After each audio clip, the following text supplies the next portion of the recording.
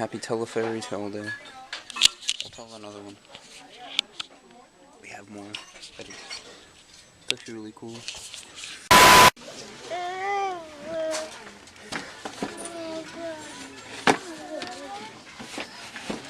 Meow meow.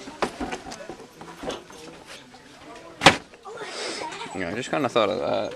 I took it. I don't know. You may need to go like this. Okay.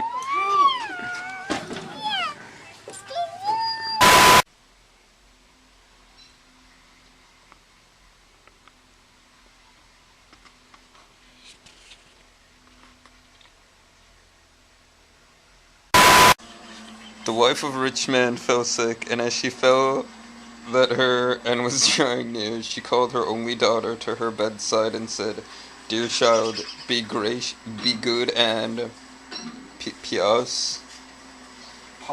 pious, and then the good God will always protect you, and I will look down on you from heaven and be near you." Thereupon she closed her eyes and departed. Every day the maiden went out to her mother's grave and wept, and she remained pious and good. When winter came, the snow spread a white sheet over the grave, and by the time the spring sun had drawn it off again, the man had taken another wife. The woman had brought with her into the house 2 daughters, who were beautiful and fair of face, but vile and black of heart. Now began a bad time for the poor stepchild. This is just like the live-action movie. Is the stupid goose going to sit in the parlor with us? They said. Who wants to eat? He who wants to eat bread must earn it. Out with the kitchen wench. They took her pretty clothes away from her, put an old gray bedgown on her, and gave her wooden shoes. Just look at the proud princess. How decked out she is. They cried and laughed and led her into the kitchen. Oh, that sucks! Quiet, I'm reading. It doesn't keep me safe from the elements. That's terrible. He's playing Don't Starve. There she had to do and led her into the kitchen. There she had to do hard work from morning till night. Get up before daybreak, carry water, light fires, cool and wash. Besides this, the sisters did her every imaginable injury. They mocked her and emptied her peas and lentils into the ashes, so that she was forced to sit and pick them out again. In the evening, when she had worked till she was weary, she had no bed to go to, but had to sleep by the hearth in the cinders. Joshua, why do you sound like you're a first grader reading? And as on that account she always looked dusty and dirty, they called her Cinderella. It happened that the father was once going to the fair, and he asked his 2 stepdaughters what he should bring back for them. "Beautiful dresses," said one. "Pearls and jewels," said the second. And you, Cinderella," said he, "what will you have, father?" "Break off for me the first branch which knocks against your hat on your way home." This is pretty much the movie! So he bought beautiful dresses, pearls and jewels for his 2 stepdaughters, and on his way home, as he was riding through a green thicket, a hazel twig brushed against him and knocked off his hat. Then he broke off the branch and took it with him. When he reached home, he gave his stepdaughters the things which they had wished for, and to Cinderella he gave the branch from the hazel bush. In the movie, he died before he could go back or whatever, and the stepsisters asked for parasols and lace. Cinderella thanked him, went to her mother's grave, and planted the branch on it, and wept so much that the tears fell down on it and watered it, and it grew and became a handsome tree. Thrice a day Cinderella went and sat beneath it, and wept and prayed, and a little white bird always came on the tree, and if Cinderella expressed a wish, the bird threw down to her what she had wished for. It happened, however, that the king gave orders for a festival which was to last 3 days, and to which all the beautiful young girls in the country were invited, in order that his son might choose himself a bride. When the two stepdaughters heard that they were to appear among the number, they were delighted, called Cinderella, and said, "Comb our hair for us, brush our shoes, and fasten our buckles, for we are going to the wedding." This is laid out really weird. If you're wondering like why, there's a lot of commas and periods and like, It was written a million years ago. yeah. And fashion our buckles, for we are going to the wedding at the king's palace. Cinderella obeyed, but wept, because she too would have liked to go with them to the dance, and begged her stepmother to allow her to do so. "You go, Cinderella," said she, "covered in dust and dirt as you are, and would go to the festival." And begged her stepmother to allow her to do so. "You go, Cinderella," she is covered in dust and dirt. You have no clothes and shoes, and yet would dance. As, however, Cinderella went on asking, the stepmother said at last, "I have emptied a dish of lentils into the ashes for you. If you have picked them out again in 2 hours, you shall go with us." The maiden went through the back door into the garden and called, "You tame pigeons, you turtle doves, and all you birds beneath the sky, come and help me to pick the good into the pot, the bad into the crop." Then 2 white pigeons came in by the kitchen window, and afterwards the turtle doves, and at last all the birds beneath the sky came whirring and crowding in, and alighted amongst the ashes, and the pigeons nodded with their heads and began, "Pick, pick, pick, pick," and the rest began also, "Pick, pick, pick," and gathered all the good grains into the dish. Hardly had 1 hour passed before they had finished, and all flew out again. And the girl took the dish to her stepmother, and was glad, and believed that now she would be allowed to go with them to the festival. And the stepmother said, "No, Cinderella, you have no clothes, and you cannot dance. You would only be laughed at." And as Cinderella wept at this, the stepmother said, "If you can pick 2 dishes of lentils out of the ashes for me in 1 hour, you shall go with us." And she thought to herself that she most certainly cannot do again. When the stepmother had emptied the 2 dishes of lentils amongst the ashes, the maiden went through the back door into the garden and cried, "You tame pigeons, you turtle doves, and all the birds beneath the sky, come and help me to pick the good into the pot, and the bad into the crop." Then 2 white pigeons came in by in the kitchen window, and afterwards, you guessed it, the turtle doves, and at length all the birds beneath the sky came whirring and crowding in, and alighted amongst the ashes, and the doves nodded their heads and began, "Pick, pick, pick, pick," and the other began also, "Pick, pick, pick, pick," and gathered all the good seeds into the dishes, and before half an hour was over, they had already finished, and all flew out again. Then the maiden was delighted, and believed that she might now go with them to the wedding. But the stepmother said, "All this will not help. You cannot go with us, for you have no clothes and you cannot dance.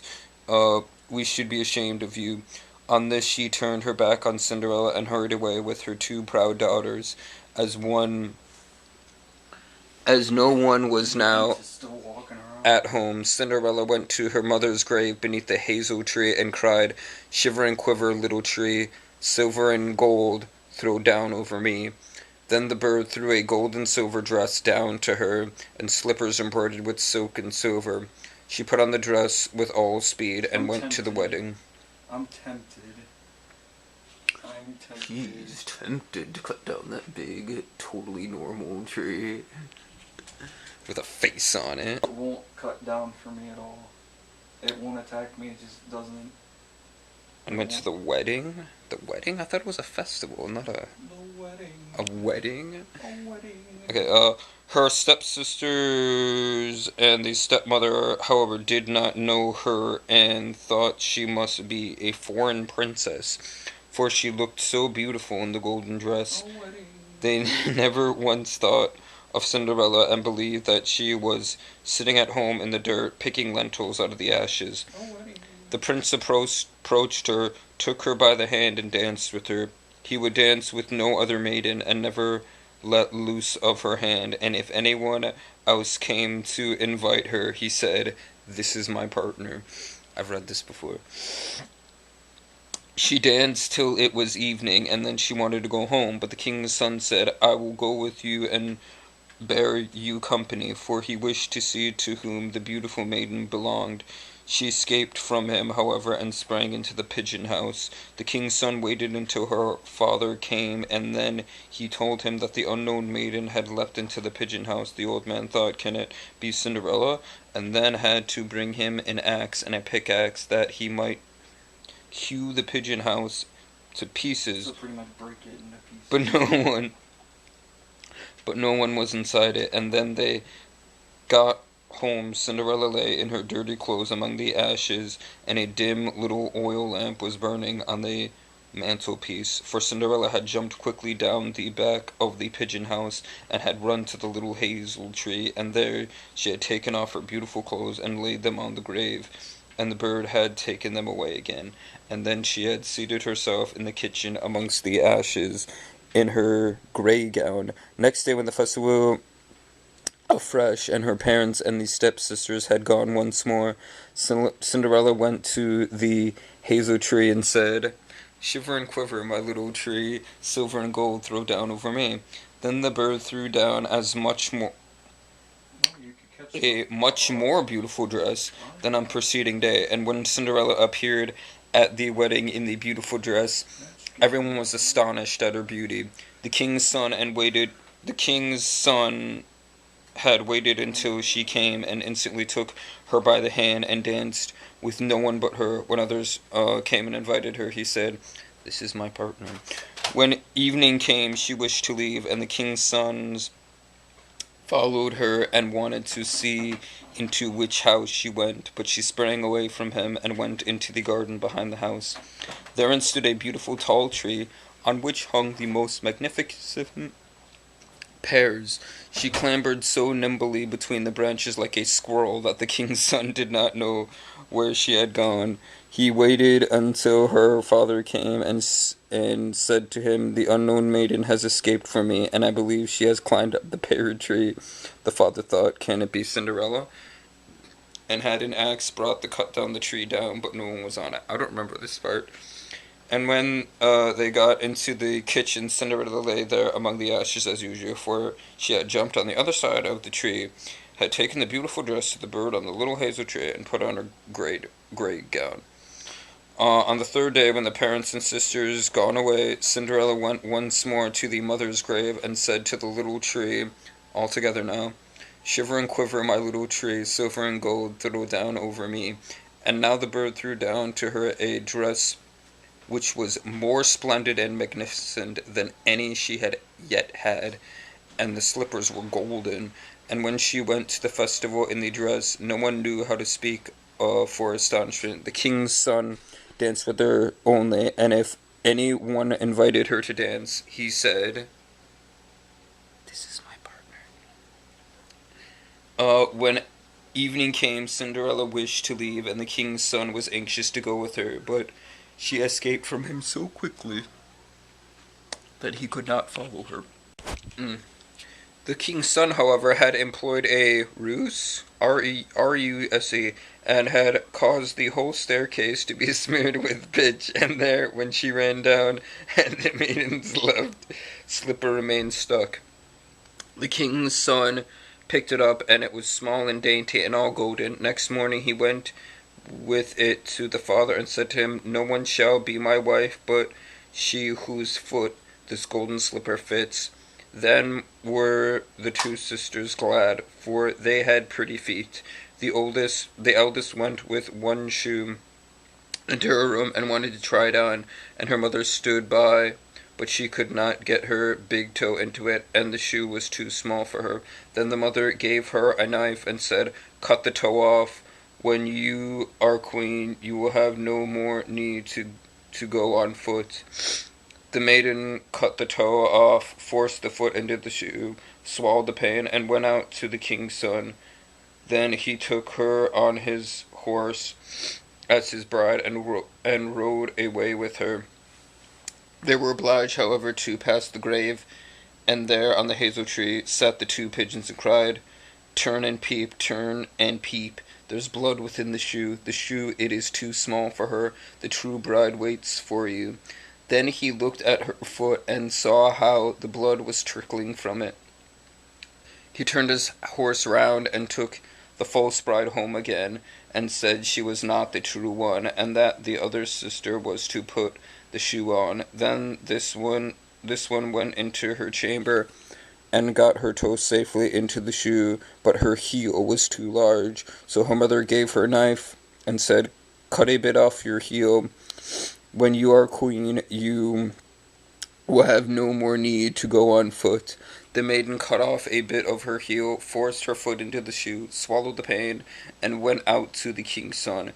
He took her on his horse as his bride and rode away with her. But then they passed by the hazel tree, and two pigeons sat on it and cried, "Turn and peep, turn and peep. There's blood within the shoe. The shoe, it is too small for her. The true bride waits for you." He looked down at her foot and saw, I'm tearing because of all this reading. He looked down at her foot and saw how the blood was running out of her shoe, and how it had stained her white stocking quite red. Then he turned his horse and took the false bride home again. "This also is not the right one," said he. "Have you no other daughter?" "No," said the man. There's still a little stunted kitchen wench which my late wife left behind her, but she cannot possibly be the bride." The father is alive this whole time. The king's son said he was to send her up to him, but the mother answered, "Oh no, she is much too dirty, she cannot show herself." But he absolutely insisted on it, and Cinderella had to be called. She first washed her hands and face clean, and then went and bowed down before the king's son, who gave her the golden shoe. Then she seated herself on a stool, drew her foot out of the heavy wooden shoe, and put it into the slipper, which fitted like a glove. And when she rose up, and the king's son looked at her face and recognized the beautiful maiden who had danced with him, and cried, "And this is the true bride," the stepmother and the two sisters were horrified and became pale with rage. He, however, took Cinderella on his horse and rode away with her. As they passed by the hazel tree, the two white doves cried, "Turn and peep, turn and peep," not poop, peep. "No blood is in the shoe. The shoe is not too small for her. The true bride rides with you." And then they had cried that the two came flying down and placed themselves on Cinderella's shoulder, one on the left, one on the right. They remained sitting there. When the wedding with the king's son was to be celebrated, the two false sisters came and wanted to get into favor with Cinderella and share her good fortune. When the betrothed couple went to church, the elder was at the right side and the younger at the left, and the pigeons pecked out one eye from each of them. After, as they came back, the elder was at the left, and the younger was at the right, and then the pigeons pecked out the other eye from each. And thus, for their wickedness and falsehood, they were punished and blindness all their days. Happy Tell a Fairy Tale Day. He ate one of the two. Michael? Yes. When did you do my favorite? Are you camera shy or are you full? You're gonna feed another rat baby to the... Look at his eye. Yeah. If that's an infection, he's gonna get the rest of them sick. Joshua, you're gonna wanna leave. No, do not.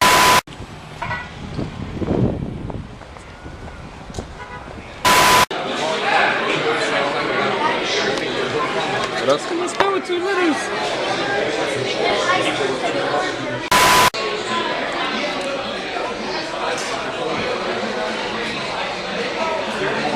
Yeah.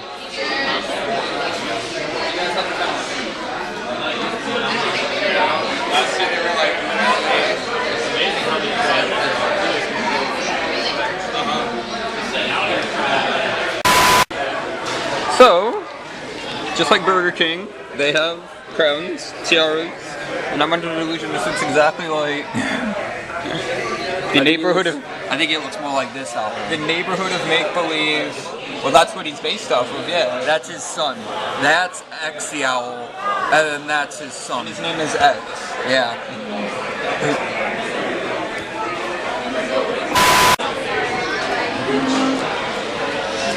Here are your wings. Alright, then bite down in the middle like a bee. And you gotta flap the wings. Hi guys. Okay, so you gotta flap the wings and shake your butt, and you can stop, and then I start over. What's his name? Josh. Josh. He's done this like 4 times. He could do this.